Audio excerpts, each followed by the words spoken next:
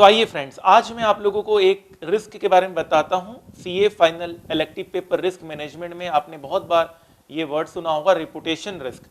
ये भी एक रिस्क है जिससे कंपनी हमेशा बचने की कोशिश करती है, फेस करती है और उससे रिकवर होने की कोशिश करती है।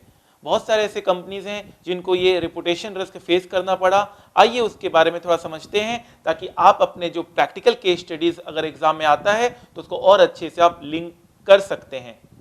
Reputational risk is the threat और danger to the good image और स्टैंडिंग ऑफ ए बिजनेस और एंटिटी। नेस्ले, याद होगा आपको, बहुत साल पहले नेस्ले में बैन लग गया था, उसकी मैगी के प्रोडक्ट में बैन लग गया था। जो वर्ल्ड में नंबर 1 जो प्रोडक्ट है, इंडिया में बहुत चलता है मैगी, उस पर बैन लग गया था। क्यों? क्योंकि उस पर कुछ ऐसे सब्सटेंस पाए गए थे जिससे हेल्थ इश्यूज क्रिएट हो सकते थे। तो एकदम से रातों रात इस पे बैन लगा दिया गया।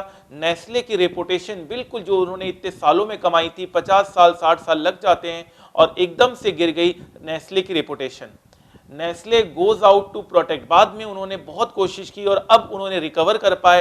अब उन्होंने पब्लिक ऐड करके, अवेयरनेस फैलाकर वो अब रेपुटेशन उन्होंने वो कायम कर लिया जो उन्होंने खोया था। Brand Maggi in Indian market. Nestle drop claim on packaging that Maggi is a source of protein. बाद में उन्होंने क्लेम करना ही बंद कर दिया भाई हमें कोई प्रोटीन वगैरह और सोर्स ऑफ न्यूट्रिशियस प्रोडक्ट नहीं है, ये नॉर्मल जैसे आप अदर चीजें खाते हैं वैसी चीजें हैं। बाद में उन्होंने बहुत कोशिश की इन सब चीजों से रिकवर करने की। How Maggi will hit Nestle share holder. इससे शेयर प्राइस भी बहुत गिरी थी, लोअर डिविडेंड और lower stock return. Lower dividend भी मिला और लोअर स्टॉक रिटर्न भी मिला। शेयर प्राइस में भारी गिरावट आया था जिस वक्त नेस्ले की जो मैगी के प्रोडक्ट है उसे बैन लगा दिया गया था। Maggi ban impact. Nestle India may take 3 years to recover.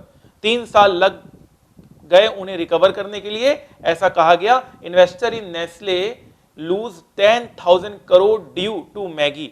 Maggi की वजह से 10,000 करोड़ लॉस हो गया नेस्ले का और उनके इन्वेस्टर्स का, जो शेयर होल्डर हैं। मान लो अगर मैं नेस्ले का शेयर होल्डर हूं तो मुझे नुकसान होगा, अगर मेरी कंपनी को कोई भी रिस्क होता है तो मुझे नुकसान होता है। और प्रैक्टिकल जब केस स्टडीज में मैं आपको शेयर मार्केट के बारे में भी साथ साथ बता के चल रहा हूं। Nestle India shares fall as Maggi worth ₹320 crore being destroyed. 320 crore की मैगी को डिस्ट्रॉय करना पड़ा।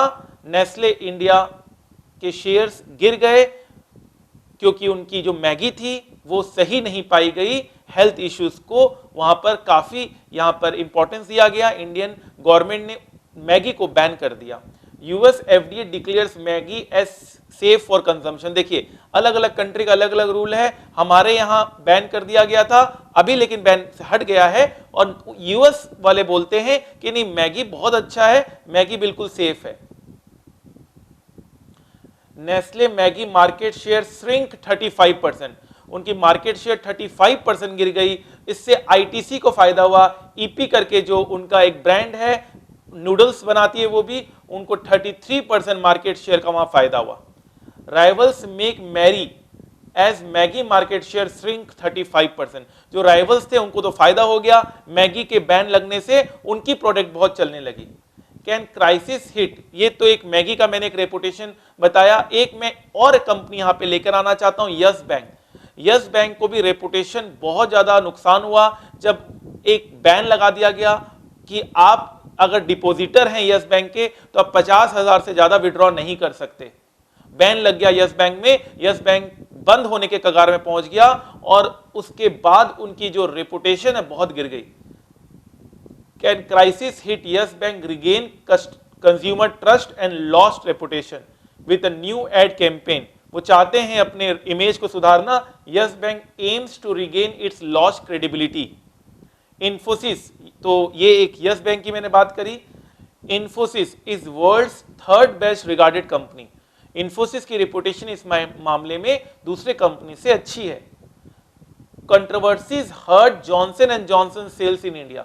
जॉनसन एंड जॉनसन की भी रेपुटेशन रिस्क में बड़ा धक्का लगा जब उनके जो बेबी पाउडर प्रोडक्ट्स हैं उसमें ये पाया गया कि उसको यूज करके कैंसर होने का डर है।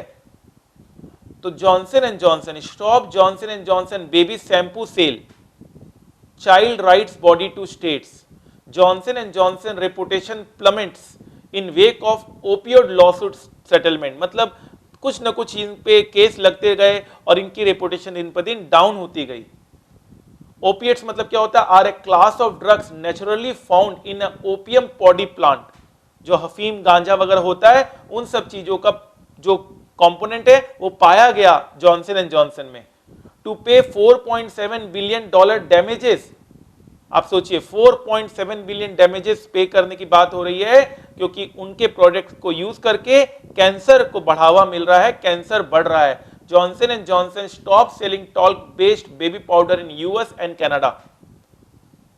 तो ये जॉनसन एंड जॉनसन की एक रेपुटेशन को धक्का लगा। तो मैं हर एक केस स्टडीज आपको बता रहा हूं। आइए अब एक और कंपनी लेते हैं, सैमसंग। सैमसंग की reputation was among the most damaged of any company last year. मतलब सैमसंग के फोन्स ब्लास्ट होने लगे, जलने लगे, गर्म होने लगे। सैमसंग की जो रेपुटेशन है इतने सालों में जो उन्होंने कमाई थी वो बिल्कुल ब्लास्ट हो गई, वो बिल्कुल खत्म हो गई। Samsung falls 26 notches in global corporate reputation ranking. Samsung US reputation nose dives after CEO arrest Note 7 फिसाको।